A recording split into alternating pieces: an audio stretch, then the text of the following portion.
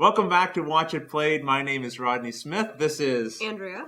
And before we get started, we've got some good news, some bad news, some good news, some instructions, and some more good news.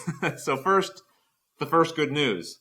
We're playing Super Dungeon Explorer. This is going to be our first gameplay video. And we've got all of our figures painted up for the heroes. And you guys voted for the Deep Root Druid to play as. And just barely nudged out the Riffling Rogue. And then everything else was just miles behind. It was great, though. We had several hundred votes, which was really cool to see. Andrea you did most of the painting, didn't you? Yep. Yeah, she did all the base coating on them. I just came in afterwards and did a little touch-up, a few highlights, that sort of thing. So it was a team effort. And, okay, our bad news is that Luke's supposed to be playing with us, but he's gotten a cold. So he's constantly doing this. Which is... I don't want to play with that. No, it's not fun to listen to. So the nice thing about this game, though, is when you're playing on the heroes side, the heroes can work together, and Andrew's going to be taking care of both the Paladin and Candy and Cola for this episode, but then as soon as Luke's better, he'll come back and join us. So the next good bit of news is what? Contest. Oh, yes, the contest. The publisher of the game has given us 6 Candies and Cola. That's the figure that Andrew's going to be using. So that's kind of neat because there's a little bit of a connection to the show that way. We're going to be giving away 6 of those figures. So we're going to drop a single clue in each episode, including this one. This will be the first one with a clue in it, all the way up to the last one. And then at the very end, we'll explain how to use those clues to submit for the contest. All right, so now the next bit was instructions. So what we're going to do in our gameplay is we're going to play out all of the moves, but we're going to put you guys last every time. That way we can get as much as possible done per episode, and then we'll end with the Deep Root Druid needing some instruction from you guys on what to do next. So you'll look at the game board, and you'll put in the YouTube comments what you think should happen during your turn, and whatever gets the most votes, that's the one that we'll go with, right? Yep. What was our last bit? I get a present. Right. More good news. This is good news for Andrea. We got this in the mail from one of the viewers who wanted to give Andrea a little present. She's been waiting to find out what it is. I told her she had to wait till the first gameplay episode of Super Dungeon Explorer. So, go to it.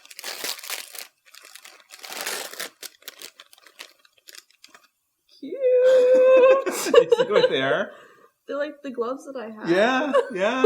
This is from Lorinda Gale, one of our viewers. Put them on here. You have to. Well, we'll get a close up here so you can see what's written on them, Andrea. You see what that says? M-O-D? No. P-O-Pow! Mop. Why did she put mop on here? Oh, those are so And what's cool. on this one? Bam. So good. Hold up the fists. There we go. Bam. Pow. That's so cool. Some gamer girl gloves. Awesome. And she knitted these herself, by the way. Oh, that's so cool. Isn't that awesome? Yeah, really nice. Thank you. So Lori had a couple of notes here. I just want to read these out. She wanted to give credit. The pattern for these is called Fightin' Words, and it was designed by Annie Watts of Watts-a-Lack Designs, and I'll put the link for that right up here. So thanks again, Lori. That was Thank really, you. isn't that a cool idea? So I think you should wear those during this episode. Yes, for sure. I will. And I guess we're ready to get to it.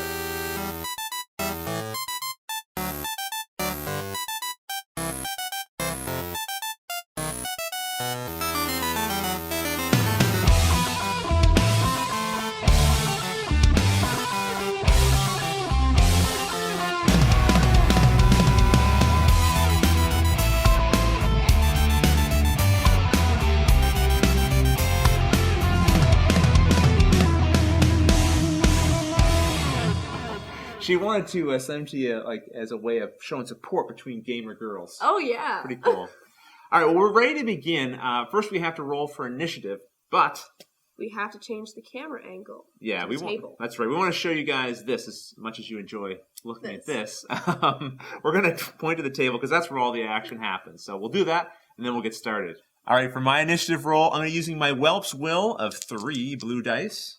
And I'm going to be using Candy and Cola's Will of 2 red dice. Now note, Candy and Cola's name is actually Andy and Cola, because some of my closest friends call me Andy, so I renamed her. Okay, well, we do a lot of renaming in our series, don't we? All right, I'm going to roll first.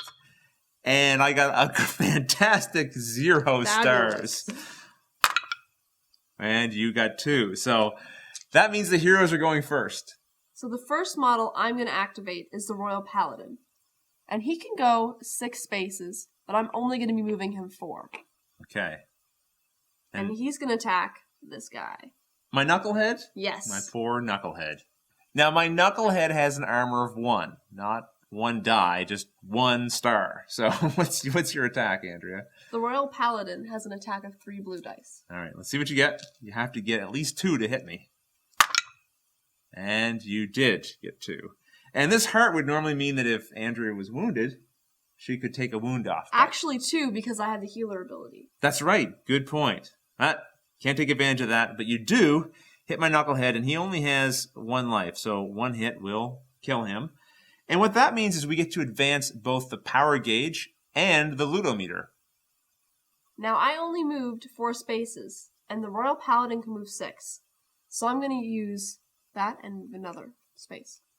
Now, because of the dungeon effects active in this dungeon, any hero that moves next to a spawning point suffers the status effect Fire. So we'll add that status effect to the Paladin's card. And Andrea, why did you risk getting that effect? Because I'm going to hit your spawning point. I figured you might do that. So my spawning point also only has an armor of 1 star. So I'm just going to roll these blue dice again. All right. Let's see what you get. And it is another hit. Now, the spawning point can take up to 3 hits. So I'm going to place one of these wound markers on my spawning point card. Because I have 2 Cobalt Warrens, to keep them straight, I'm going to put the one that's closest to the entrance on the far left and the one farthest from the heroes on the far right. And because the Paladin successfully hit its target and Andrea rolled a heart, she can remove that status effect of fire that the Paladin just got. Hey guys, guess what I'm doing? Go ahead. Attacking my spawning point? No. You are, aren't you? Yes. Okay. And it's another hit. So that is a second wound. 1 more wound, and this spawning point is toast. These gloves are lucky. I think you might be right. So again, the power gauge advances, but this time when the ludometer advances, it's going on to a space that says loot. That means the heroes get to draw a loot card. Go ahead, Andrea. Let's see what you got. Rune of Strength. Okay, and this is going to give a +1 blue die to an attack for any of the heroes. Now, Andrea has the choice. She could equip this now, or she can wait until the end of the round, and you guys can decide together who to equip this to. So what do you want to do? I think I'm going to let us all decide at the end. So we'll just put that aside for now, and we'll have to remember to equip it at the end. So I still have 1 movement left, and I'm going to use it. All right. Want to jump in that lava? Nope. No. Okay. Hide behind your Cobalt Warren. All right. Now we're going to start the turn you've all really been waiting for, the console turn. I get to activate 4 skulls worth of monsters. I'm going to start with this guy, which is 1 skull, and he's going to move right in here behind the Paladin. I know you can't see very well. You see the Paladin's sword kind of sticking out there. All right, so I'm going to attack with my Knucklehead, and he gets to attack with 3 blue dice. So I'll just roll these here, and I got, oh wow, I got 5 stars. And what's your defense, lowly Paladin?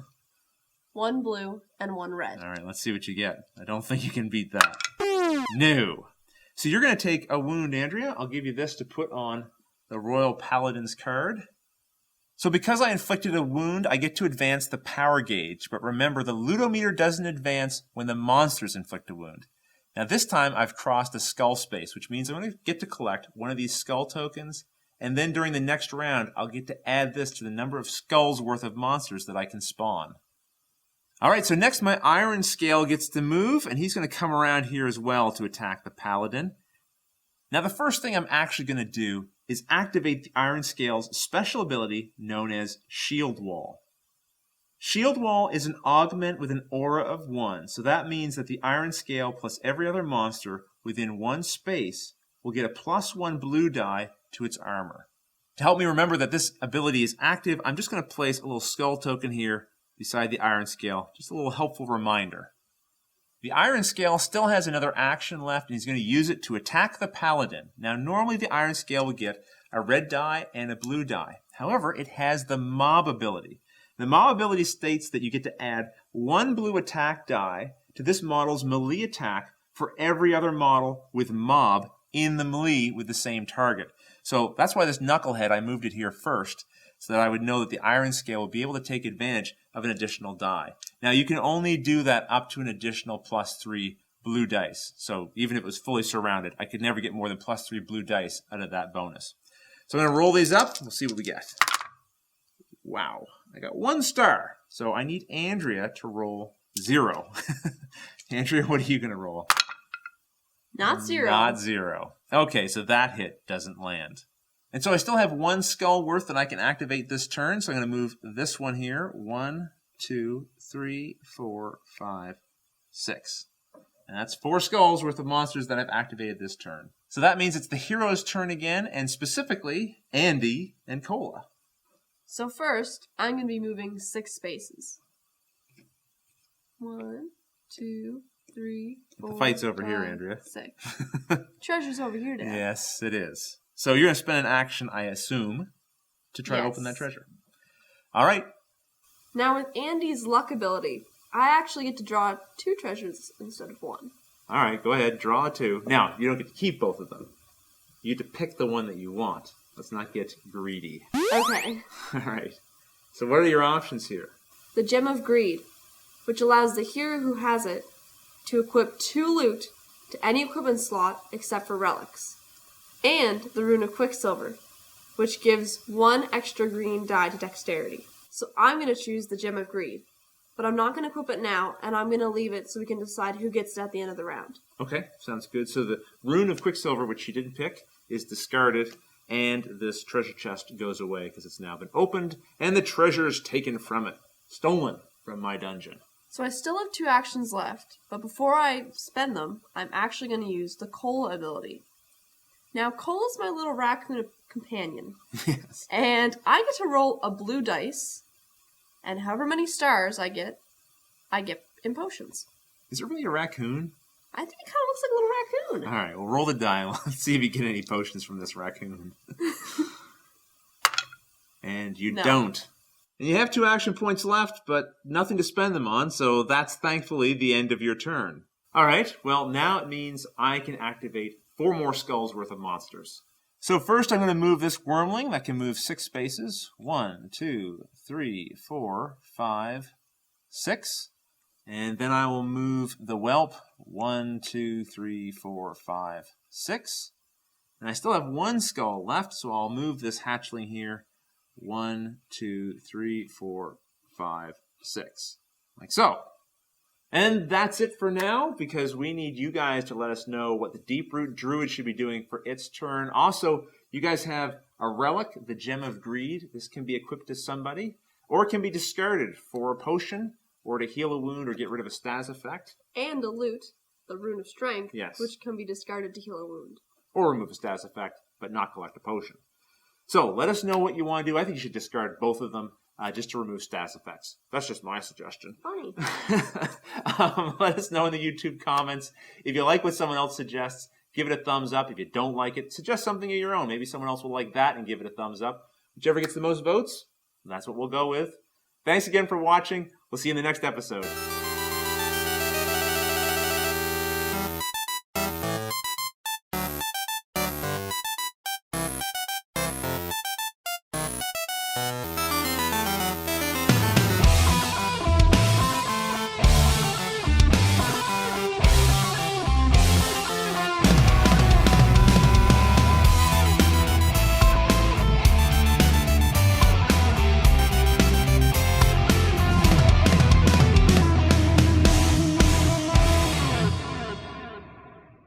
Welcome back to Watch It Played. My name is Rodney Smith. And I'm Andrea. I always say this is. And we're back to play some more Super Dungeon Explorer. But first, we've got some good news.